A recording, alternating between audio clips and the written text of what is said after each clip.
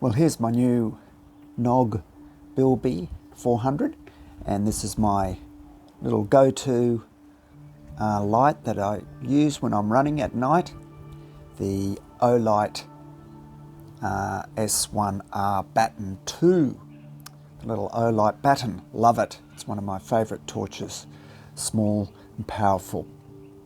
In fact, it has a maximum lumens of just over 1,000, but it doesn't last too long at that power. The Bilby Max is 400 lumens, and according to the specifications, the weights are about 89 kilos for the Bilby, 51 for the Baton.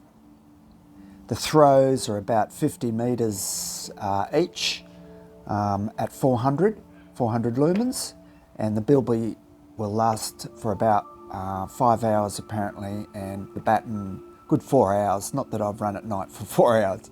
The price for each is around about 100 Australian dollars, a little bit more, a little bit less, depending where you get it. So tonight, I think I'm going to try running in the gully, using each one at a time, and we'll see how we go, how they compare. I've been a big fan, of course, as I said, of this little torch, the Baton, and I love this little fella, but maybe I'll be a convert to the Knog Bilby headlamp. Let's see. Right, let's get this run going. Slowly getting dark.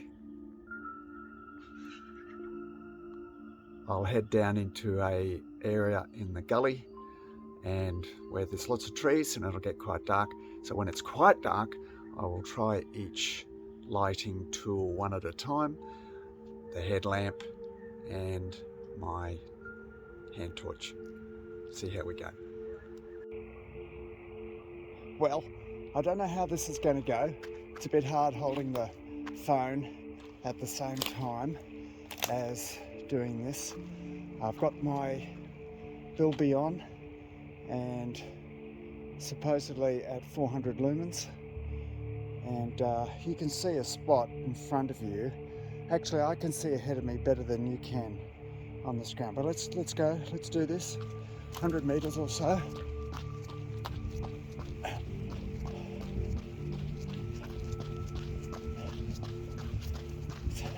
It's given me pretty good light. There's a fair few tree roots along here, so we'll try. Oh, there's one. And it's just because I'm holding the phone, holding the camera. Let's see if we can avoid these tree roots. This is the Knog Bilby 400. I think I've got it at 400 lumens. So let's do another little bit just up here through this area. Occasionally I'm looking at the phone. I shouldn't be, because I should be focusing the camera on the beam of light on the ground. And I'm not sure how successful I was at that, but there it is. Okay, I'll do that again using the torch. It's still a little bit of light there, so it's going to be a bit darker in a minute. You can have a look at the trees around me. Okay, let's do that section again using the torch. I've now got my Olight Baton on, and immediately I feel more comfortable because I can direct the beam wherever I like without moving my head. I can actually look at my camera, my phone camera, and see where the light's shining. So it might look better just because I can move this torch around and I'm better at using it. You can also see that it has greater power than 400 lumens. Look at that. Oh, didn't stay on for long. Let's do that again. There we go. So that's 1,000 lumens. And it won't stay on that for very long. So let's go down to the here we go. That's it. It was right. That's 200 lumens. So let's run and see how I go this time.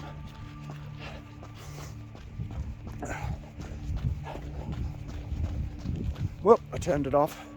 Let's go back on again. Here we go. Right. Okay. The trials and tribulations of testing equipment, comparing this Olight Baton with my new headlamp, which I've still got on my head. I haven't got the light on though. And yeah, there's definitely pros and cons, so we'll talk about that when we get back. Definitely pros and cons. This seems to be throwing out a better beam of light. I wonder if I've got my lumens switch correct on the Baton. It could throw out more light if I knew how to use it properly. Anyway, so that's that. I'll just stop here, shine it around.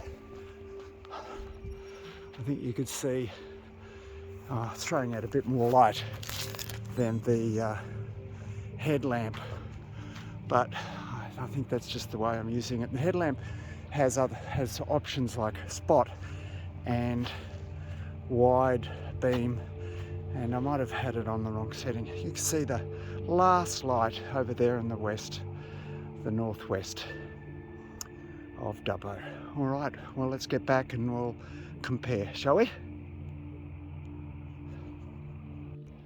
Well, on the way back, I've decided to use both. Headlamp on, hand torch on, and away we go. Yes, so there's another option to use both at the same time. Let's do this little dark area through this treat area and see how we go. Just through here, I can move my hand torch around without moving my head. I can look up in the trees, glance up with my eyes, and still keep my eyes on the track at the same time with my hand torch showing the way, as well as my headlamp. Okay, I don't think I'll do that all the time, but I've got to work out which is better, headlamp or hand torch. We'll see. And also to mention something really good about the headlamp is that this particular one has 4 little reading lights, low lumens, but last for hours and hours and hours apparently. And you might see in the window behind me a little red flashing light. Well, that's not coming from my headlamp or my head torch. It's actually coming from a little clip, that a little bike flashing light that just clips onto the back of my collar. You can clip it onto the back of your cap, which sometimes I do if I'm wearing a cap, if it's very cold. So let's go in and do a bit more analysis of this battle between the Knog Bilby 400 and the Olight S1R Baton II. What a mouthful. Okay, let's do this. So which was better, the Bilby or the Baton? The Knog or the Olight? Well, I actually thought they were both pretty good, and I could easily use each of them, either of them, both of them. What I really liked about wearing a headlamp was it was just set and forget. Put it on, turn it on, and then I just sort of could easily forget about having that light and doing something with it. There was no need. I just put it on, turn it on, and away you go. What I didn't like about it is that, yes, even though it's comfortable enough on your head, something's around your head. And I've never been a big fan of something tight around my head. It wasn't that tight, but it wasn't that comfortable either. Comfortable enough. What I liked about the torch is you've got that lighting options, lighting position options. You can throw the light wherever you want, and I love that sort of flexibility. The only con for me using the hand torch is stumbling. If you fall over, then you've got less hands to save yourself. And if you've got a camera in the other hand, or a phone, then that's a little bit of a problem. When I used both of them, that provided the best lighting, I thought. But you don't want to have to do both.